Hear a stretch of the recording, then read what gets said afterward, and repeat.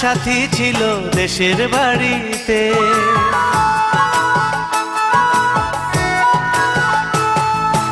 আমার একটা সাথী ছিল দেশের বাড়িতে, মিষ্টি প্রেমের লিখত চিঠি প্রতি মাসেতে। হঠাৎ একদিন খবর এলো সাথীর নাকি বিয়ে হলো আমার অজান্তে। এখন বলো দেশে যাব কার আশাতে, এখন বলো দেশে যাব কার আশাতে।